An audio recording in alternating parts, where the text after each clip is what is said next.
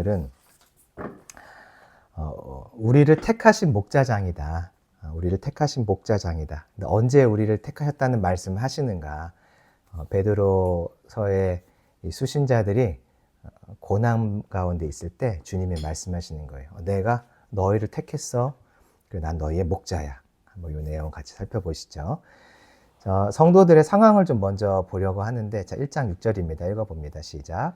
그러므로 너희가 이제 여러 가지 시험으로 말미암아 잠깐 근심하게 되지 않을 수 없으나. 여기 보니까 이 편지를 수신하는 베드로 전서 또 후서를 받는 성도들의 삶이 지금 여러 가지 시험이 있었대요.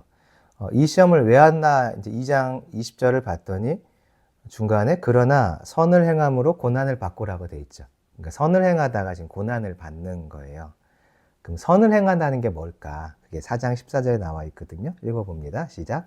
너희가 그리스도의 이름으로 시욕을 당하며 복 있는 자로다. 영광의 영 곧 하나님의 영이 너희 위에 계시니라. 여기 보니까 그리스도의 이름 때문에 치욕을 당했다 하죠. 그러니까 예수님을 전하고 또 예수님의 방식대로 살고 예수님의 말씀대로 살다가 고난을 겪는 그런 상황인 거예요. 꼭 우리가 예수님을 잘 전하지 않아도 내가 예수님이 말씀하시는 기준대로 살기 시작하면은 사단이 잘 알잖아요, 그거를. 그래서 여러 사람을 통해서 가까이 있는 사람, 멀리 있는 사람, 아는 사람, 모르는 사람, 여러 사람을 통해서 예수의 이름대로, 말씀대로 살아가는 그 사람을 어떻게든지 넘어뜨리려고 어려움을 반드시 줍니다. 그래서 이 베드로 이 전서 후서의 이 수신자들의 삶이 예수님을 잘 따라가고 있었던 거죠. 그러다가 어려움을 당하는 상황이었어요. 그래서 5장 10절을 보면은 잠깐 고난을 당한 너희라고 돼 있죠. 이 잠깐이라고 해서 뭐 1년, 2년 그런 것 같지는 않고 이 성경에 이제 쓰이는 시기가 62년, AD 62년에서 68년까지고 그 사이에 이제 네로의 박해도 있었거든요. 그러니까 아마 긴 시간 동안 박해를 받았던 것 같아요. 그래서 그것을 잠깐이라고 표현을 했어요.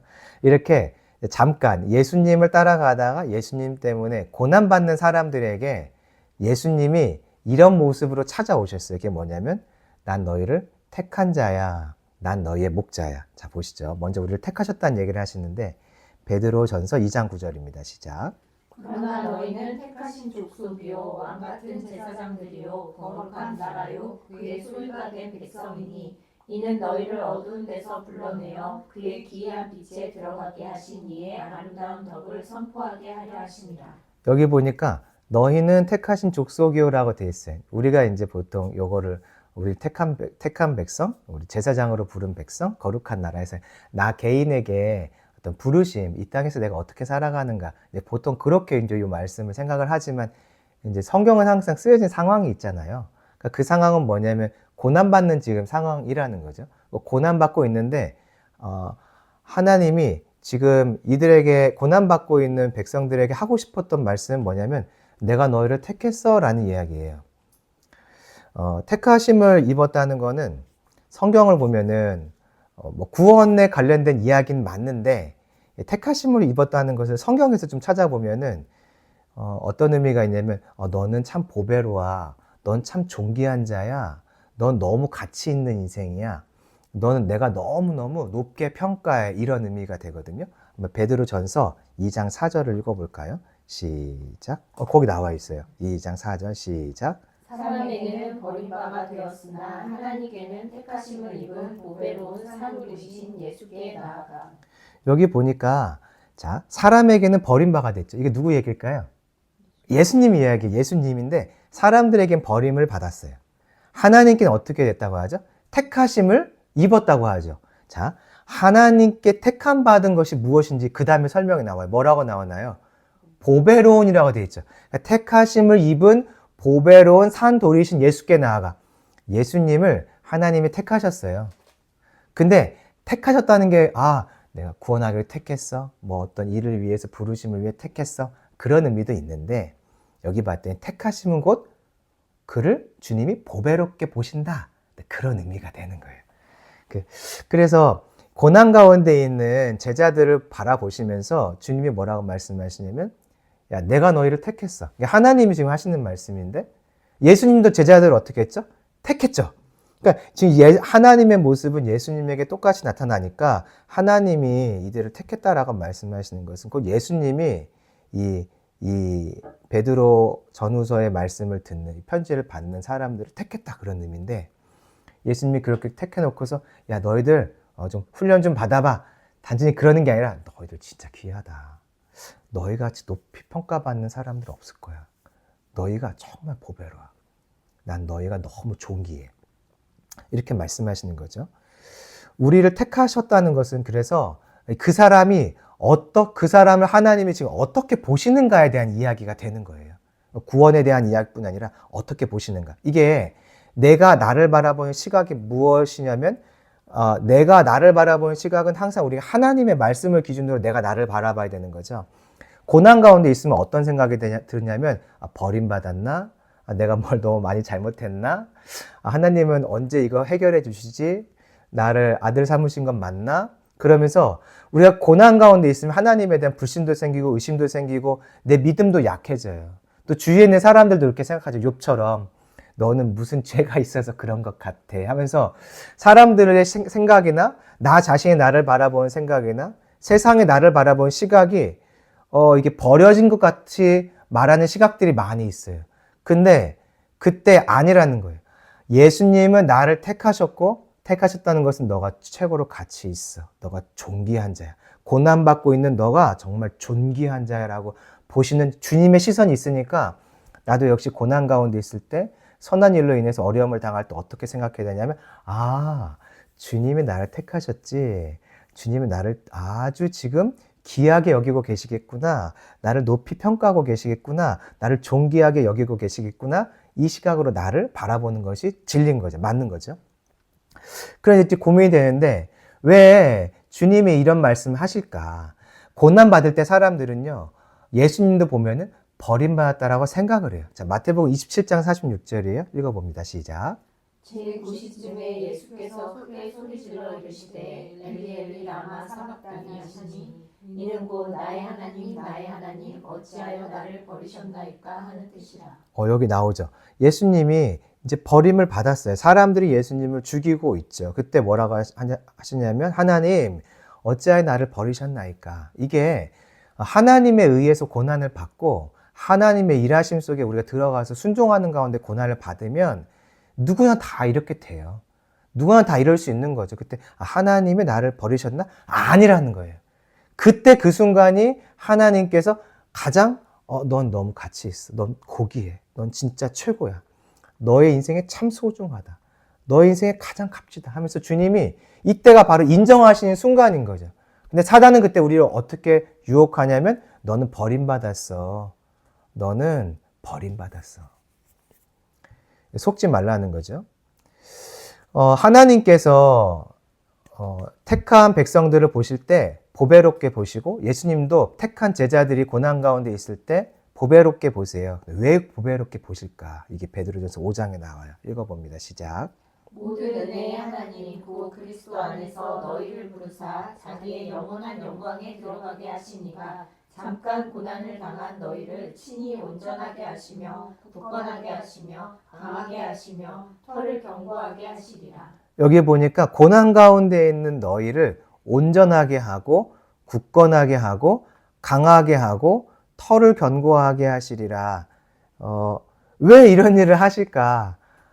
주님 안 하셔도 돼요. 그렇게까지 나를 힘들게 하시면서 온전케 안 하셔도 되고 굳건하게 안 하셔도 되고 내가 그렇게 강한 사람 아니어도 되고 터는 믿음을 말하거든요. 믿음 조금 약해도 그냥 괜찮지 않아요?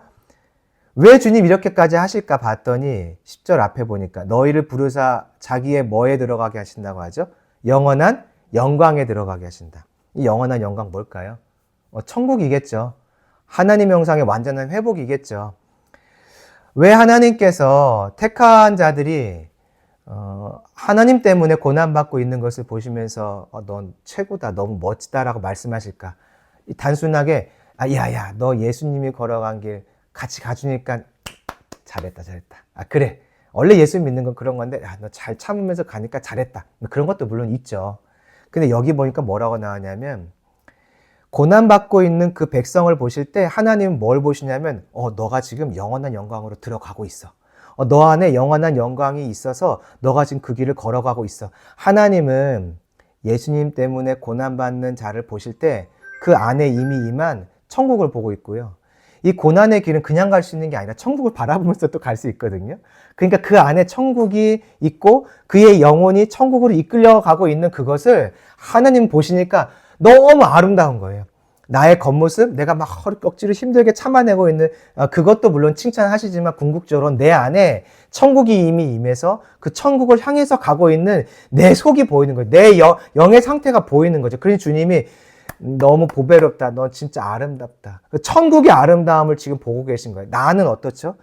내 눈에는 버려진 나의 모습이 보이고 고난받는 나의 모습이 보이고 힘든 나의 모습이 보이고 지친 나의 모습이 보이지만 하나님은 내 안에 있는 그 천국이 살아있는 것을 보고 또 그의 영이 지금 그의 영혼이 천국으로 이끌림 받고 있는 그 고난 가운데 있는 과정이 이끌림 받고 있는 과정이니까 그것을 향해서 걸어가고 있는 것이 다 보이는 거예요. 그래서 주님이 뭐라고 말씀하시냐면 진짜 아름답다. 그래서 주님이 택한 자를 보시면서 존귀하게 보세요. 보배롭다. 너무 아름다워. 너무 아름다워. 제가 이제 아까 앞에서 말씀드렸잖아요. 그 30대 목회자 분. 그분 찾아봤더니 유명하신 분이더라고요. 이것저것 해서 많이 다니시고. 근데 그분이 이제 계란 세례를 받았다는 얘기를 들으면서 교회가 그런 일도 당하는구나. 그런 어려운 일도 당하는구나. 그래서 어저께 그 얘기를 들으면서는 그래, 그냥, 참 대단하다. 그렇게만 생각을 했는데, 이 말씀을 이렇게 보다 보니까, 그분 안에는 천국이 있나 보다. 그러니까 지금 몇 년째 저 길을 걸어가고 있겠지. 욕을 먹으면서, 막내 주제 어디서 함부로 이야기하냐, 뭐 이런 얘기도 들어가면서 옳은 것을 위해 싸우고, 학교에서 옳지 않은 이야기, 성경에 대한 잘못된 이야기들을 하는 어떤 교수님들과 싸우기도 하고, 어떻게 그럴 수 있을까? 성향이 그런 사람인가? 옳은 그런 것을 못 보는 사람인가? 그런 것도 물론 있겠지만 궁극적으로 그 안에 영원한 영광으로 끌려가고 있는 그 모습이 있는 거죠. 그걸 알게 되니까 너무 아름답더라고요. 훨씬 젊고 말도 좀 거칠긴 했어요. 근데 보니까 그의 인생이 아름답더라고요. 하나님도 존귀하게 여기시겠더라고요. 그렇게 주님이 이 믿음의 길로 우리를 부르신 이후에 그냥 놔두시는 것, 그냥 보고 계신 것이 아니라 고난 가운데 있을 때 그의 영혼의 상태, 그가 천국으로 이끌어가고 있는 것을 보시면서 주님은 넌 보배롭다. 넌 정말 가치 있는 인생이라고 말씀하고 계세요. 그러니 우리도 마찬가지인데 예수님 따라가다가 어려움을 겪으면 나는 버려진 것처럼 보이는 그때 다른 시각으로 다시 나를 정의해야 되는 거죠. 나는 지금 보배로운 존재야. 나는 지금 하나님이 가장 가치 있게 여기는 존재야. 하나님이 지금 나를 존귀하게 여기고 계셔. 지금 나는 주님이 보실 때 너무 인정받는 인생이야 라고 다시 내 스스로 나를 바라보는 시각을 하나님의 시각으로 바꿔야겠죠. 이렇게 시각만 바꿔주시는 것이 아니라 실제로 우리의 목자로서 우리를 도와주세요. 그 길을 걸어갈 수 있도록. 이제 목자의 이야기예요. 예수님 우리의 목자로 오신 거. 2장 25절입니다. 시작. 너희가 전에는 양과 같이 길을 잃었더니 이제는 너희 영혼의 목자와 감독 되신 이에게 돌아왔느니라. 여기 보니까 영혼의 목자 감독 되신 이는 예수님이거든요. 우리가 원래 길을 잃었었대요. 자, 우리는 원래 길을 잃은 상태였죠. 잃어버린 자인데 나를 찾아오신 이가 누굴까요? 예수님이에요. 찾아오신 이가 예수님이에요. 그럼 찾아오신 이후에 다시 양의 우리 안에 집어넣어놓고 알아서 살아라 이렇게 말씀하시나요? 아니에요. 성경에 보면 예수님은 양을 위해서 어떻게 하신다고 되어 있죠? 목숨을 버린다고 되어 있잖아요. 요한복음 10장인데 읽어볼까요? 시작. 나는 선한 목자라 선한 목자는 양들을 위하여 목숨을 버리거니와. 예수님은 양인 우리를 택하시고 우리를 불러온 이후에 우리를 위해 목숨을 버리신대요. 그리고 목숨을 버리시면서 우리를 지키시고 보호하시고 계속 그 선한 길을 향해서 걸어갈 수 있도록 해 주신다는 거죠. 거기서 끝나는 게 아니라 마침내 다시 오셔서 목자장으로 다시 오셔서 그 길을 걸어간 자들에게 보상을 하신대요. 영광의 관으로. 베드로전서 5장 4절이에요. 시작. 왜냐하면 목자장이 나타나실 때에 시들지 아니하는 영광의 관을 얻으리라. 여기 보니까 목자장 예수님이잖아요. 예수님이 나타나실 때 시들지 아니하는 영광의 관을 얻게 하신대요. 이거 누구 이야기냐면 교회 안에 있는 장로들이 이제 믿음의 시련을 겪으면서 또 믿음의 시련을 겪고 있는 사람들을 계속 믿음의 길로 잘 이끌어가고 있을 때 뭐라고 말씀하시냐면 너네 너무 잘했다. 내가 다시 이 땅에 올 때 너희들에게 영광의 관을 줄게 이런 말씀이거든요. 그러니까 성도들이 믿음을 지키고 말씀대로 사느라 고난과 고통을 겪으면 선한 일 때문에 고난과 고통을 겪으면 예수님이 일단 보배롭게 보시고 계속 나에게 너는 버림받은 게 아니라 정말 귀한 자야 라고 말씀하고 계시고 동시에 그 고난받는 길을 걸어가도록 도우시고 마침내는 그 고난의 길을 걸어간 거에 대한 하나님의 상급이 이 땅 가운데 우리에게 부어진다는 거죠. 최종적으로 갚아주시는 분이 그 예수님이신 것이에요. 이 베드로서에 나온 예수님은 그래서 우리를 택하시고 우리를 찾아 구원하시고 이끄시는 목자인 거죠. 그럼 이제 우리가 질문을 해야 되는 거예요. 우리 스스로에게. 나는 고난 중에 있을 때 나를 어떻게 보고 있는가? 나를 어떻게 보고 있는가? 고난 중에 있는 나는 보배로운 존재인 걸 믿으시기 소망합니다.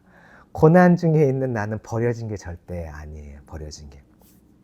그때 그 순간이 가장 하나님이 인정하시고 존귀하게 여기시는 순간인 거죠.